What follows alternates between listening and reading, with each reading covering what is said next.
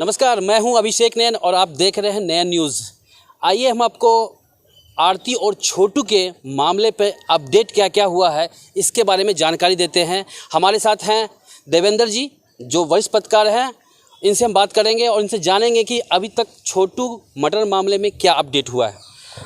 देवेंद्र जी, आपका नैन न्यूज़ में बहुत स्वागत है। आपका भी बहुत बहुत धन्यवाद अभिषेक जी, आपने मुझे मौका दिया दर्शकों को बताने के लिए इस केस में हुआ क्या। देवेंद्र जी, छोटू मर्डर मामले में गिरफ्तारियां तो हुई, आपने बताया भी मुझे। अब क्या अपडेट आया है उसमें, इसकी जानकारी लोगों तक पहुंचाना चाहते हैं, बताएं इसके बारे में। छोटू हत्याकांड सबके सामने जग जाहिर है। छोटू हत्याकांड में सबसे बड़ा अपडेट यह है कि डीएसपी ने आरती को फ़ोन किया। उन्होंने आश्वासन दिया कि छोटू हत्याकांड को जल्दी सुलझाया जाएगा, जितने भी आरोपी हैं सब पकड़े जाएंगे। अब तक महज 4 ही आरोपी पकड़े गए हैं और 2 आरोपी फरार हैं। सबसे पहले इस केस में 8 लोगों को नामजद किया गया था, जिसमें 2 लोगों का नाम हटा दिया गया। सबसे बड़ी बात इस केस में क्या है कि रूबी देवी जो आरती की भाभी है, साजिशकर्ता, प्लान बनाने वाली, षड्यंत्रकारी ये रूबी जी है। पता नहीं रानीगंज की पुलिस कौशल कुमार ने इन्हें क्यों छोड़ दिया। पता नहीं मीडिया वाले इन पर सवाल क्यों नहीं उठा रहे हैं। पता नहीं जो सवाल उठा रहे हैं आर्थिक चरित्र पर, रूबी देवी के चरित्र पर सवाल क्यों नहीं। लोग कहते हैं आरती जैसी बेटी नहीं होनी चाहिए, लेकिन मैं कहता हूँ रूबी देवी जैसी औरत नहीं होनी चाहिए। रूबी देवी ही मेन कड़ी है जो छोटू को रात में बुलाई थी। तो रूबी देवी क्यों बरी है, क्यों घूम रही है? रूबी देवी की वजह से दोनों परिवार तबाह हो गया। छोटू के परिवार तबाह हो गए, आरती के पूरा परिवार तबाह हो गए। ये रूबी देवी ही है। रूबी देवी की गिरफ्तारी होनी चाहिए, रूबी देवी को सज़ा मिलनी चाहिए। ये सच है कि आरती के सामने, यह सच है कि आरती के सामने छोटू की निर्मम हत्या हुई।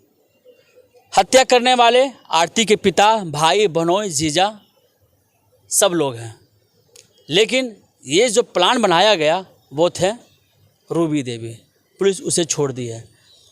अभिषेक जी लगातार छोटू के पिता उमेश यादव गुहार लगा रहे हैं कि मैं एक गरीब किसान हूँ, मेरे पास उतना धन नहीं है कि मैं इस केस को लड़ सकूं। वो आर्थिक मदद क्या गुहार लगा रहे हैं, लेकिन लोग इस पर सवाल उठा रहे हैं कि इन्हें आर्थिक मदद क्यों चाहिए, गरीब को क्यों चाहिए, केस लड़ने के लिए चाहिए इनको ना। लेकिन लोग कहते हैं कि छोटू के लाश पर छोटू के पिता राजनीति कर रहे हैं। आप बताइए, राजनीति हो रहा है क्या? गरीब पैसा नहीं मांगे तो कैसे काम चलेगा उनका? कौन मदद करने वाला है? अररिया के सांसद हैं विनोद कुमार सिंह जी, उन्होंने कहा कि मैं 24 घंटा के अंदर मैं अपराधी को पकड़वा दूंगा। मैं तब तक नहीं पानी पीऊंगा जब तक सारे अपराधी नहीं पकड़े जाएं। क्या हुआ? क्या हुआ इस केस में? 6 जुलाई की घटना और आज देख लीजिए 47 दिन हो गया है, इस केस में कुछ नहीं हुआ। जस का तस पड़ा हुआ है।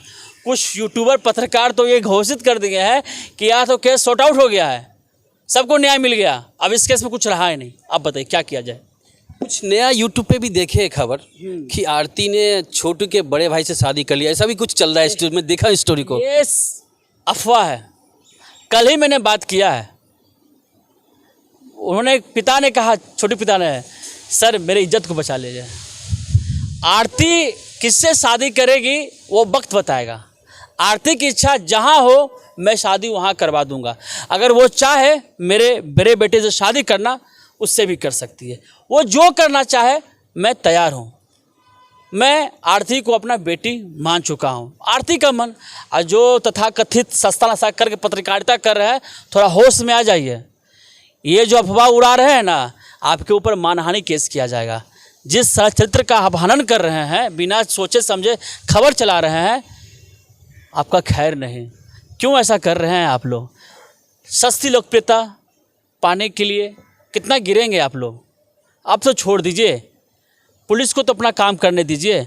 अगर खबर चलाने तो पुलिस को लेकर चलाइए, पुलिस क्या कर रही है क्या नहीं कर रही है, ये सब छोड़कर आरती की हो गई शादी, बेचारी आरती बीमार है। छोटू जब जब उसको याद आती है ना वो बेहोश हो जाती है। आप बताइए। आपने कहा कि जो भी स्थिति है वहाँ पे लोगों से सहयोग मांग रहे हैं, तो सहयोग में क्या वहाँ के स्थानीय मतलब बड़े लोग नेता कहने के लिए, और क्या आप यहाँ किन्हीं से मुलाकात किए, चाहे वो बड़े अधिकारी हो या नेता हो, उनके सहयोग के लिए? हमसे जो हो पा रहा है, हमसे जो भी संपर्क कर रहे हैं, उनका साफ कहना है कि आरती को केस मैं हारने नहीं दूंगा। जो हो सकता है छोटू के परिवार को आर्थिक मदद किया जाएगा। जो भी बातें अभी गुप्त हैं, लोग मदद कर रहे हैं और हम करवाते रहेंगे, क्योंकि हम लोगों ने ठाना है आरती को इस केस में जिताना है। दर्शक जानना चाहते हैं कि जो अभी तक गिरफ्तार हुए हैं, कौन कौन गिरफ्तार हुए हैं, कौन बाकी है आपके अनुसार?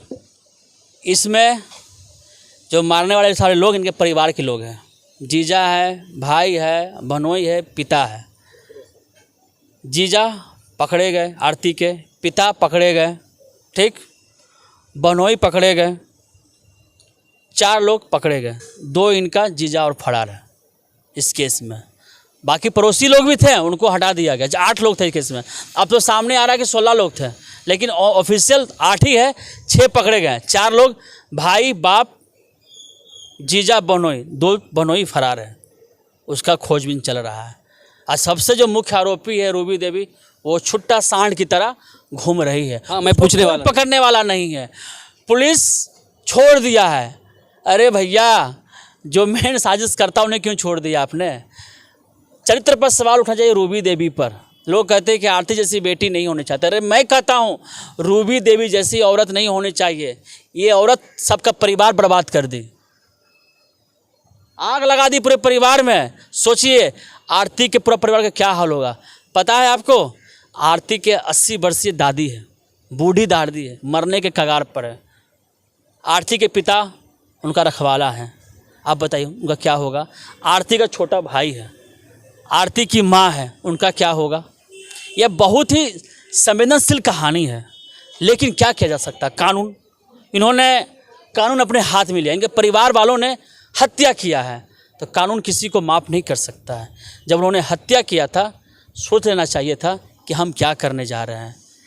इतना लोग कहते हैं कि संवेदना प्रकट करनी चाहिए, कैसे प्रकट करना चाहिए? हाँ, संवेदना है, आरती के परिवार वालों के साथ मेरी संवेदना है, उस बूढ़ी माँ के प्रति संवेदना है, लेकिन उस हत्यारे प्रति कैसी संवेदना? अगर ये हत्यारे आज बरी हो जाएंगे ना, तो सोच लीजिए फिर कोई प्रेमी, कोई प्रेमिका किसी के लिए कुर्बान नहीं होगा। ये जो लड़की है आरती, एक संदेश है, संदेश इस बात की कि देखिए न्याय के लिए किस हद तक जा सकती है लड़की, और आरती साबित कर रही है। आरती अभी तक नहीं मुकरी है। आपको मैं बता दूं, पंकज हत्याकांड में पंकज की भी हत्या हुई है। आप देख सकते हैं कि सोनी लगातार मुकर रही है, सोनी लगातार परिवार को बचाव कर रही है। लेकिन अगर इस गुत्थी को देखा जाए तो आरती के सोनी के मोबाइल से मैसेज गया था, आखिरी मैसेज मिलने वाली बात है। और 1 सप्ताह पहले सोनी के भाई ने धमकी भी दिया था, पंकज तुम्हारी हत्या कर देंगे हम, तुम मेरी बहन से दूर हो जाओ। और आज सब मुकर रहे हैं। इस केस में कोई भी अपराधी पकड़े नहीं गए। अगर इसमें देखा जाए तो ये सब जो मामला है अधिकतर बिहार में ही क्यों हो रहा है इस तरह का? देखिए, बिहार में नीतीश कुमार जी कहते हैं बिहार अपराध मुक्त राज्य है, 0 टॉलरेंस स्टेट है, लेकिन यह सरासर झूठ है। पटना में दिन दहाड़े एक लड़का ने एक लड़की को गोली मार दिया। कोई है कानून? कहाँ से उसके पास बंदूक आया? कहाँ से पिस्टल लाया? कौन सप्लाई कर रहा है? युवक पास बंदूक कहाँ से आ गया? तो सोचने का विषय है। ये जो कहते हैं सुशासन बाबू, बिहार में मतलब सुशासन की सरकार है, ये सुशासन की सरकार नहीं है, भ्रष्ट सरकार है। सब कुर्सी, बताए बिहार में क्या हो रहा है? कुर्सी कुर्सी का खेल चल रहा है। कभी बीजेपी कुर्सी में बैठ रही है तो कभी आरजेडी कुर्सी में बैठ रही है। अब पता चला फिर बीजेपी कुर्सी में बैठेगी। बिहार जो लोग हैं सिर्फ कुर्सी कुर्सी का तमाशा देख रहे हैं, लेकिन आम जनता की समस्या क्या है उसकी तमाशा नहीं देख रहे हैं। मैं बता दूं अभिषेक जी, जो मुख्यमंत्री जी जो जनता दरबार लगाते हैं, जो राजा महाराजा की तरह बैठते हैं कुर्सी पे, फरियादी आते हैं, बताओ तुम्हारा क्या कष्ट है, मैं कष्ट दूर करूँगा। आप कभी जाइए बिहार, उस पीड़ित परिवार से मिलिए जो मुख्यमंत्री जी से मिल कर आए हैं, उनसे पूछिए सवाल कि आपको न्याय मिला, नहीं मिला। मैं आपको 100% गारंटी देता हूँ, एक भी व्यक्ति नहीं बोलेगा मुझे न्याय मिला है। मुख्यमंत्री जी सिर्फ अपना चेहरा चमकाने के लिए जनता दरबार लगाते हैं। आप कभी जाइएगा जनता दरबार के बाहर में खड़े होइएगा, कितने फरियादी आते हैं, उनको एंट्री नहीं मिलता है, उनको वहाँ से लौटा दिया जाता है। उनकी कहानी सुनेंगे ना, रो पड़ेंगे आप, लेकिन कोई सुनने वाला नहीं। किनको फुर्सत है? मुख्यमंत्री जो तो अपना चेहरा चमका रहे हैं, जनता अपना परेशानी लेकर दर दर भटक रहे हैं, यही हो रहा है। अब मैं आपको बता दूं, अगर इस खबर को अगर छोड़ देंगे ना हम लोग ना, छोटू हत्याकांड को ना, ये यही होगा।